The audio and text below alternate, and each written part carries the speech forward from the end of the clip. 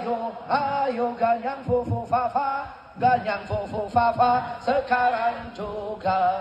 Fufu fafa musuh demokrasi, fufu fafa penubur korupsi, fufu fafa anak haram konstitusi, fufu fafa cukuplah sampai.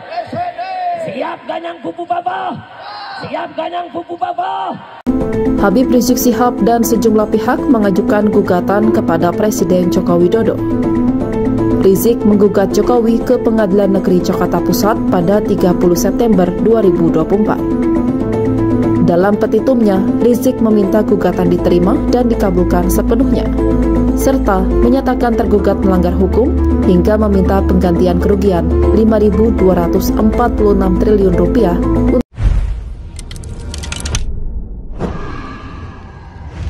Assalamualaikum warahmatullahi wabarakatuh. Waalaikumsalam warahmatullahi wabarakatuh. Alhamdulillahirabbil alamin. Pemirsa, kita jumpa lagi di acara Dibacain Berita dengan Bung Kameramen, sang jurnalis yang terus bertumbuh dan berkembang.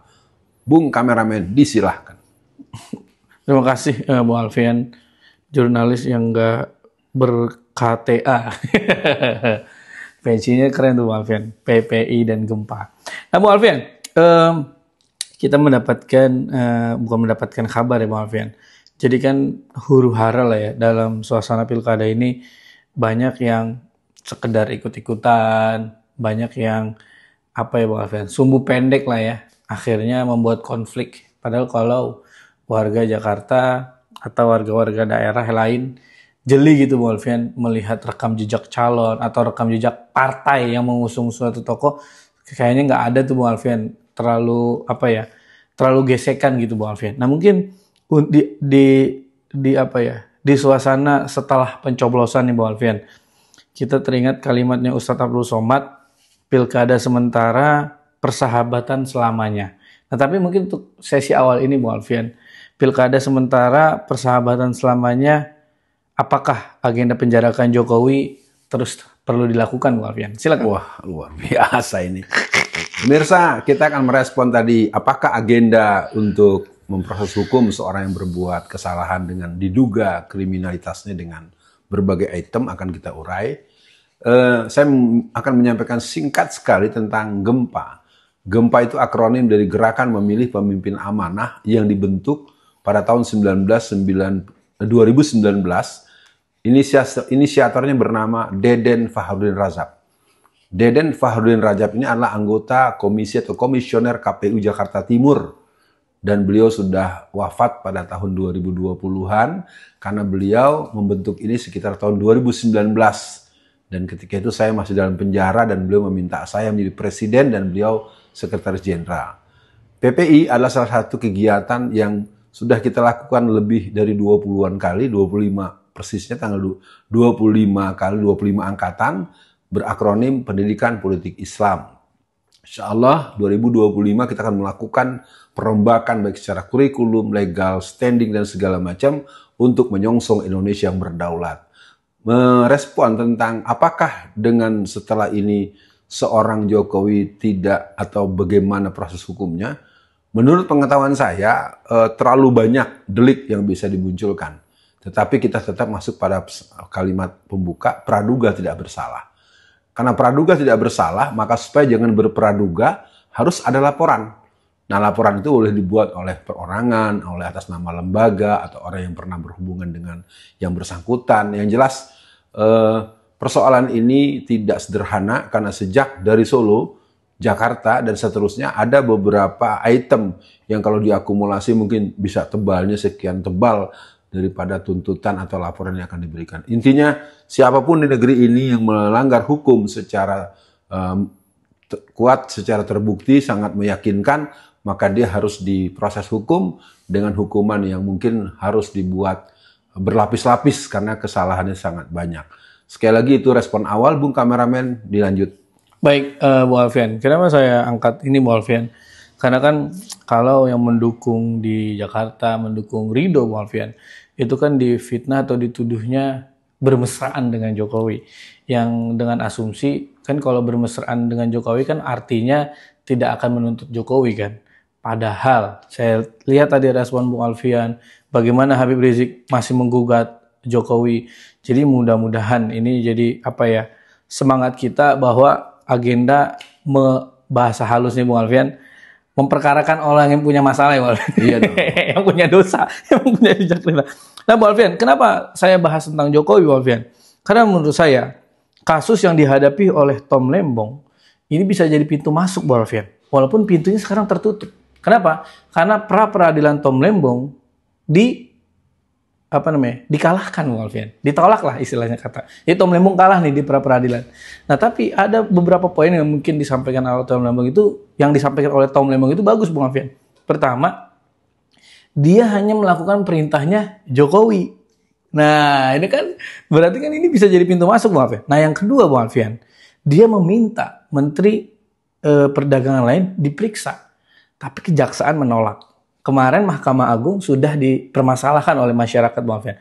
Kayaknya kejaksaan juga harus nih Bung Alfian dipermasalahkan. Karena terlalu banyak Bung Alfian, seperti yang banyak hal yang ditutup-tutupi. Nah, jadi mungkin untuk sesi ini bagaimana Bung Alfian? Karena Tom Lembong saya lihat kasihan juga gitu Bung. Iya.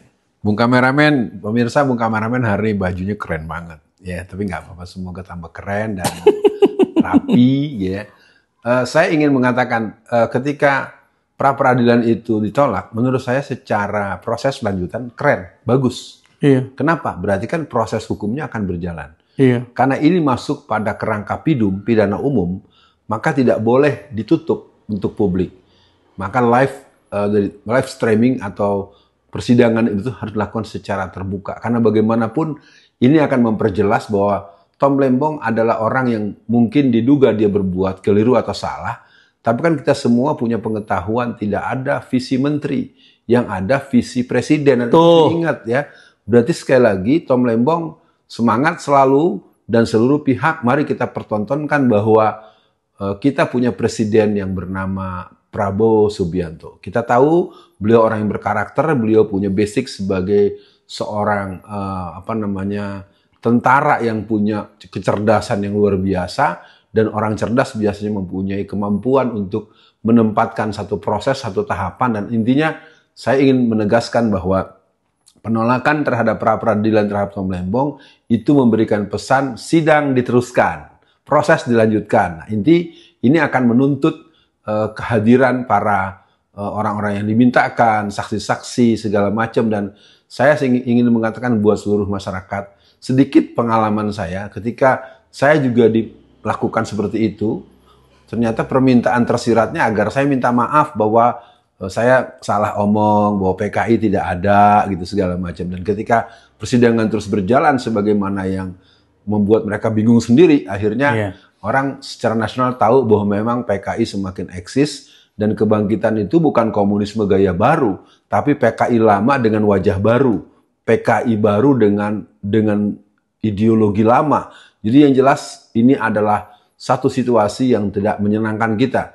Mestinya kalau pra peradilan itu diterima, Bung kameramen, berarti prosesnya dihentikan gitu Bung kameramen. Karena memang tidak cukup bukti, tidak cukup alat bukti, tidak cukup hal-hal yang menjadi persyaratan minimal. Tapi intinya buat Pak Tom Lembong, semangat selalu karena negeri ini juga melihat Anda orang yang punya visi yang jelas. Dari saya cukup dulu Bung kameramen, lanjut. Iya Bung Alfian, dari kasus Tom Lembong ini ada dua hal yang terlihat bahwa Jokowi juga Bung Alfian bisa disebutkan juga kan dalam persidangan. Jadi kalau menurut saya ketika disebut nama Jokowi jangan sungkan lagi karena kan dia udah bukan presiden Bung Alfian. Iya betul. Nah yang kedua saya melihat tokoh-tokoh seperti Bung Alfian, Refli Harun, melihat Tom Lembong ini, kalau kasus ini Bung Alfian, tidak lagi melihat agamanya Bung Alfian. Iya dong. Ya kalaupun dia non-Islam, kalau dia dizolimi ya kita harus bantu dia bahwa dia sedang dizolimi. Nah Bung Alfian, kembali lagi tentang pilkada sementara persahabatan selamanya nih Bung Alfian. Iya. Nah untuk akhir sesi kali ini Bung Alfian, apa pesan Bung Alfian agar pilkada atau pilpres ke depannya kita cukup persiapan. Nah itu mungkin masuk dengan PPI-nya Bung Alfian, dengan gempanya Bung Alfian. Karena saya lihat berselisihnya kita. Bayangin Bung Alfian, ada orang yang tadinya caleg PKS yang pernah saya sebutkan Bung Alfian. Kemudian dia maksudnya dia petinggi lah di supporter Persija. Nah, kemudian dia pindah kan dukung Pramono, PDI, dan kemarin dia posting Bung Alfian dengan bangganya foto dengan Ahok dan mengutip ayat Quran. Nah, ini kan itu sangat memalukan menurut saya. Jadi mungkin untuk akhir sesi kali ini, apa pesan Bung Alfian, arahan Bung Alfian agar meminimalisir lah gesekan kita sesama umat Islam di pilkada pilpres mendatang dengan pilihan yang bisa dibilang pilihan yang sama. Untuk closingnya silakan Bung Alfian. Ya, pertama, Tom Lembong adalah manusia. Quran mengajarkan kepada kita, janganlah kebencianmu kepada seseorang atau satu kaum membuat kamu berlaku tidak adil. Maka Allah men-stressingnya dalam surat Al-Maidah ayat 8, i'diluhu aqrabu littaqwa. Adillah kamu karena adil itu mendekatkan pada ketakwaan. Itu yang pertama. Yang kedua, pilkada sementara persahabatan selamanya. Tapi kata sementara tidak berarti kita akan menganggapnya sebagai hal yang sederhana. Yep. Sementara sama dengan orang bertanding dalam bulu tangkis, apapun nama All England kah namanya atau pertandingan apapun, itu mereka kan platnasnya bisa berbulan-bulan. Latihannya bisa berbulan-bulan bahkan bertahun-tahun. Tapi mereka mainnya paling 2 jam dan itu menentukan. Maka dari itu kepada pemirsa dan seluruh masyarakat Indonesia, bagaimana setelah hari ini? Setelah hari ini kita tetap harus optimis. Saya menawarkan konsep pendidikan politik Islam, insya Allah kita akan berbenah secara kurikulum, secara metodologi, secara materi, secara sistematis, dan secara hal-hal yang dibutuhkan, baik perangkat yang sifatnya material maupun perangkat-perangkat yang sifatnya software dan perangkat-perangkat SDM. Tentu nanti saya akan berkoneksi dengan Mas E.F. Saifullah Fatah dan lembaga-lembaga pendidikan politik secara umum, baik di partai-partai maupun di lembaga-lembaga pendidikan. Akhirnya saya ingin katakan bahwa negeri ini sedang mengalami proses menuju pencerahan. Pada Pak Prabowo, sehat selalu, dan seluruh teman-teman menteri seperti Mas atau Bang Uda Fadlizon, ya, dan beberapa teman-teman yang saya paham punya visi yang cukup tauhidi, visi yang cukup punya daya edukasi, ya, seperti Romo Safi'i yang sebagai Wakil Menteri Agama, ya, Ustadz Romo semoga sehat selalu, dan beberapa nama-nama termasuk sahabat saya Ikhwan Muzani sebagai kader PII yang jadi ketua MPR. Sekali lagi, seluruh para aktivis Islam yang sekarang menjadi bagian daripada pemerintahan ini, Anda punya tugas.